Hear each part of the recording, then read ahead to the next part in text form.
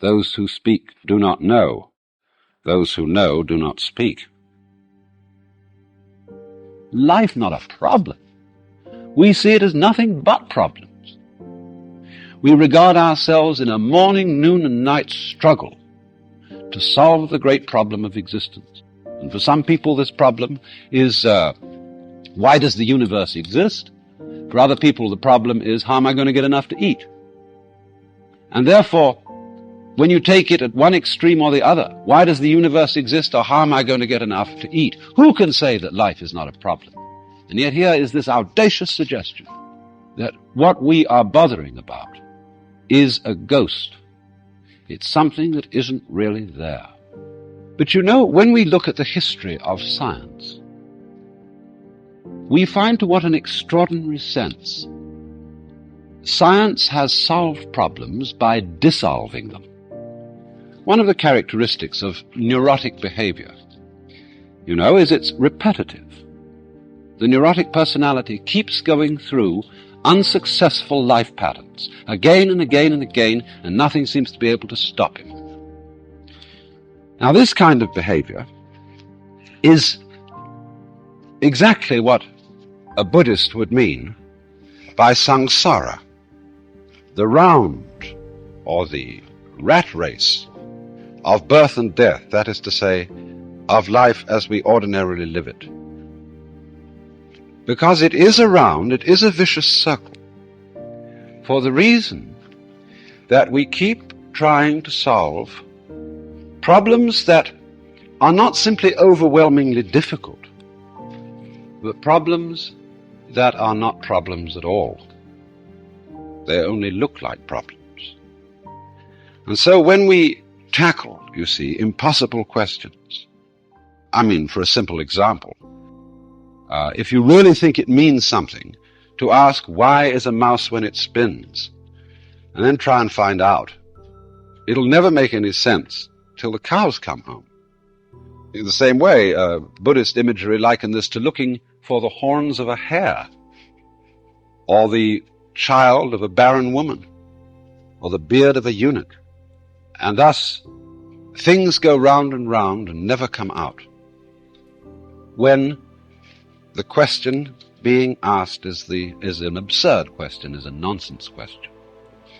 And therefore, what brings cure, healing, say, to a neurotic personality, is the insight that the problem that he was trying to solve was no real problem at all. Now, take, for example, some of the many ghosts which haunt our minds. We say, for example, that we all have an instinct to survive. And a lot of people thus treat the problem of life as, how am I to survive? And one might almost be a little cautious about relieving people of this problem, lest they should lose the impetus to go on doing their work.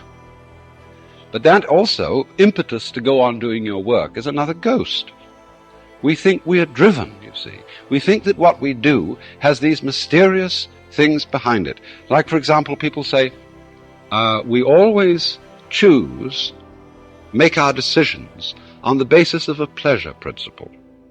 We always choose in accordance with what we prefer.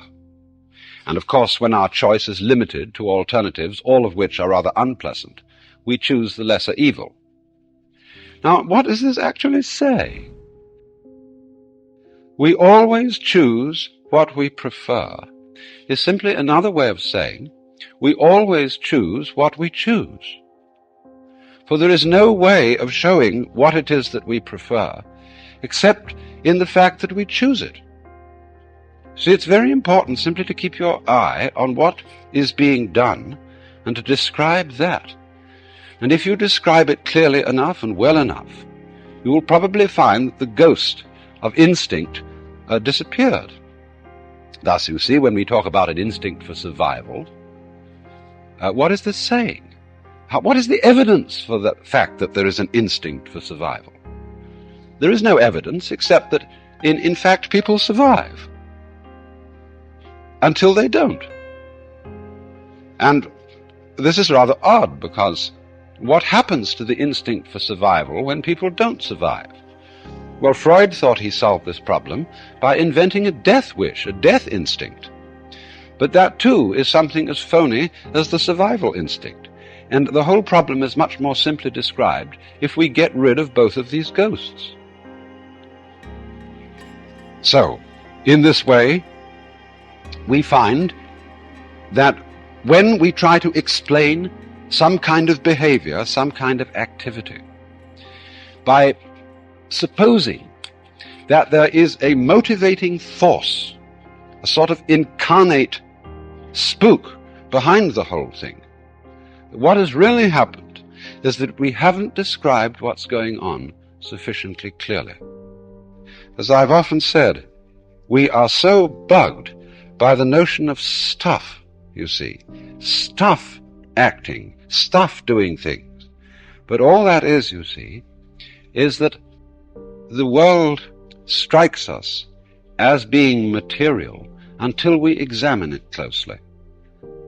In other words, a distant nebula in the heavens looks like a solid star until you turn a giant telescope on it and you make out the clear pattern of a spiral nebula.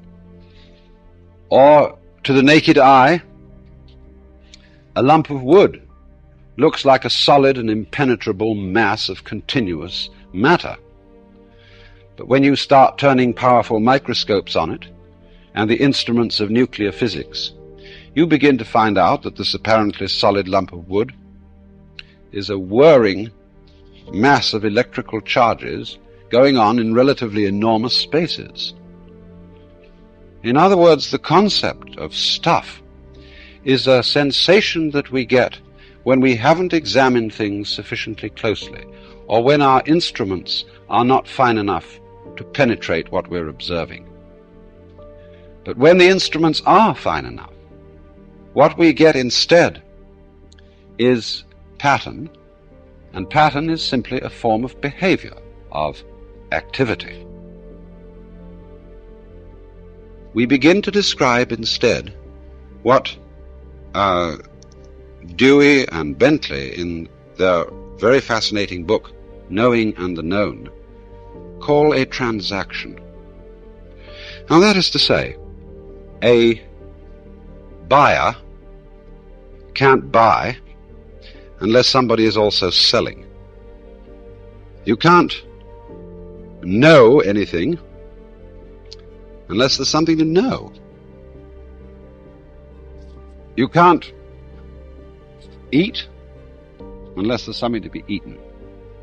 And this fact, you see, is constantly overlooked, that anything in the world, whether it's inanimate or animate, whatever it may be,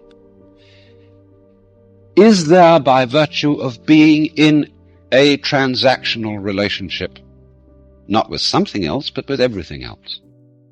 In other words, a human being, of course, has ever so many relationships. They're very complicated. And because a person, say we call a doctor, is not only related to his actual work of doctoring, but he may be also a father related to a family, he's a citizen related to a community in other ways than as the doctor, and so on and so forth.